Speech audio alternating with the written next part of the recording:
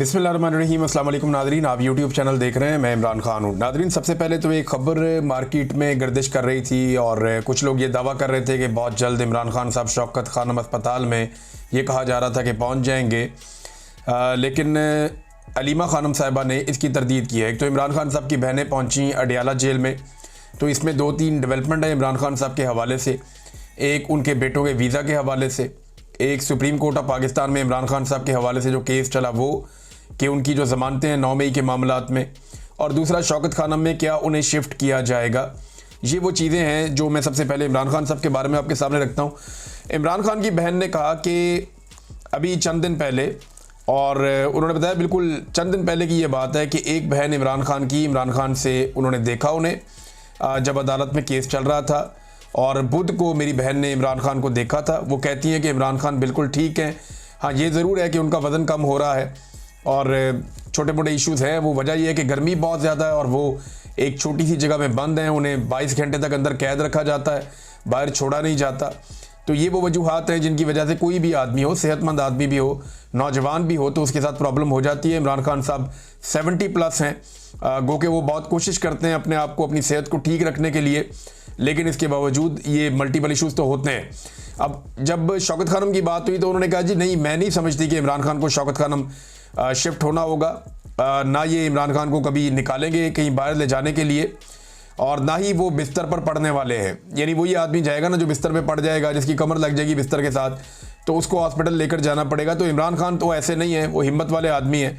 मुझे नहीं मालूम कि ये बात कहाँ से आई कि गंडापुर ने दरख्वास्त की है कि शौकत खानम में इमरान खान को शिफ्ट किया जाए।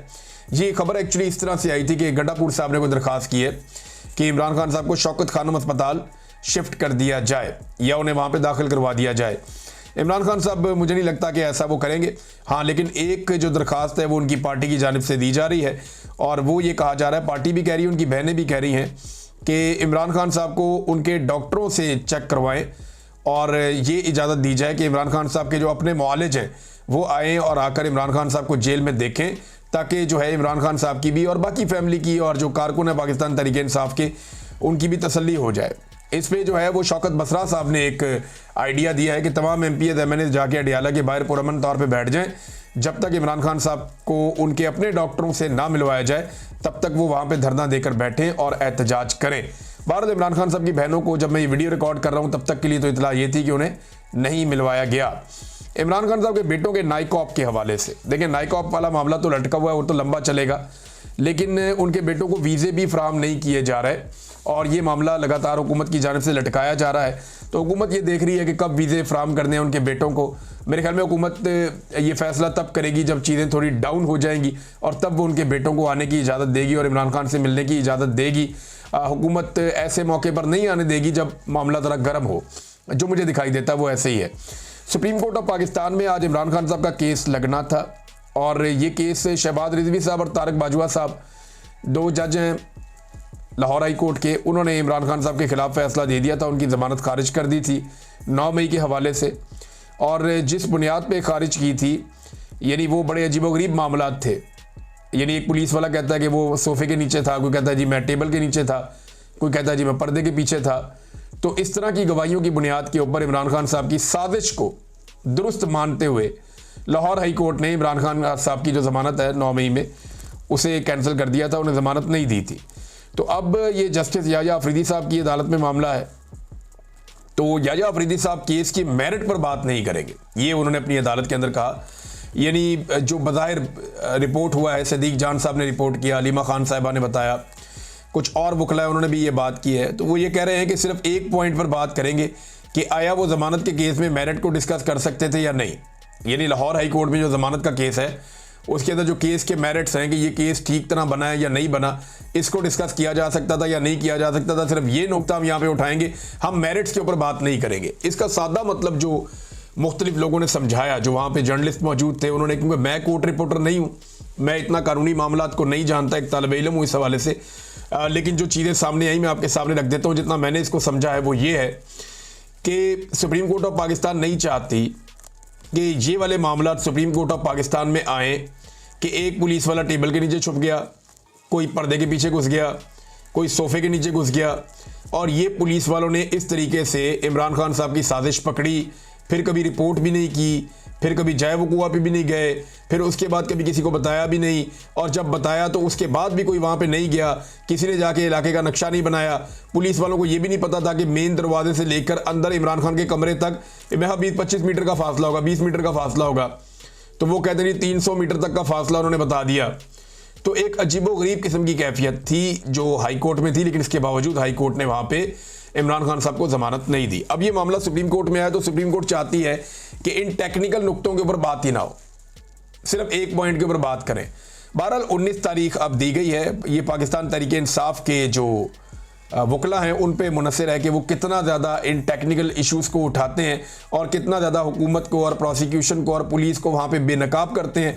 सुप्रीम कोर्ट ऑफ पाकिस्तान में इसमें जस्टिस याह्या अफरीदी को बिल्कुल कादी फायद ईसा बनना होगा। अगर तो वो ये चाहते हैं कि बिल्कुल भी जजेस और पुलिस और पूरा जो इंतज़ामी स्ट्रक्चर है वो एक्सपोज ना हो, तो फिर उन्हें हर हाल में मेरिट्स जो है वो डिस्कस नहीं होने देने चाहिए, यानी उन्हें कोशिश करनी होगी बिल्कुल कादी फायद ईसा की तरह बन जाए और कोई ऐसी बात सुने ही ना, और बल्कि सुनने से इनकार कर दें जिस बात पे इंसाफ हो सकता हो या जिस बात के ऊपर कोई सवाल उठता हो वो सवालात ही उठने ना दें। इस लेवल पे उन्हें जाना होगा। अब देखते हैं कि 19 तारीख को पाकिस्तान तहरीक इंसाफ के जो वकला है वो कितनी तैयारी करके जाते हैं। बहरहाल इन्होंने वकला ने इस केस को बहुत ज़्यादा एक्सपोज भी किया है। नादरीन, एक और इम्पॉर्टेंट खबर है और वो ये है कि अमेरिका की सरजमीन पर आसिम मुनीर साहब ने जो एक तकरीब से खिताब किया, यहाँ पे कोई 100 से 150 लोग मौजूद थे और ये पाकिस्तानी थे, इन्हें इकट्ठा करके लाया गया था।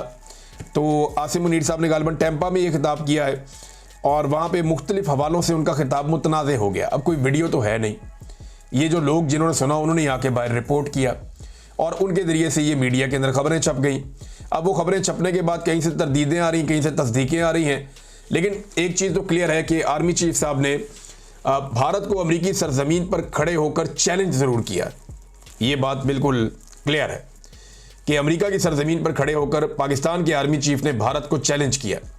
अच्छा, भारत को इस बात पे बड़ी तकलीफ हो रही है, वो ये कह रहा है कि ये कैसे हो सकता है कि हमारा एक दोस्त मुल्क है अमेरिका, उसकी सरजमीन पे खड़ा होकर हमारा एक दूसरा जो मुल्क है पड़ोसी वो हमें धमकियां लगा रहा है, तो ये हमारे लिए बड़ा एक नेगेटिव उन्होंने कहा। लेकिन आर्मी चीफ पाकिस्तानी कम्युनिटी से बात कर रहे थे, वो कोई अमेरिकन से तो बात नहीं कर रहे थे, ना वो कोई प्रेस कॉन्फ्रेंस कर रहे थे, लेकिन उन्होंने पाकिस्तानी कम्युनिटी से जो बातें की उनमें दो चीज़ें बड़े उनके बयानात जो हैं वो वायरल हुए। एक के ऊपर तरदीद आ रही है, एक ये कहा जा रहा है कि जी मर्सिडीज़ और डंपर ट्रक का जो है ना, इन्होंने मिसाल दी है आर्मी चीफ ने कि एक डंपिंग ट्रक, पाकिस्तान की मिसाल उन्होंने कहा ऐसे जैसे एक डंपर ट्रक है जो बहुत माल लेकर जाता है, वो लेकर जाता है सामान, और इंडिया की मिसाल उन्होंने ऐसे दी है कि जैसे वो एक नई नवेली मर्सिडीज़ है जो हाईवे पे आ रही है, और अगर इनका तसादुम हो जाए तो फिर नुकसान किसका होगा, ये सवाल आर्मी चीफ ने पूछा।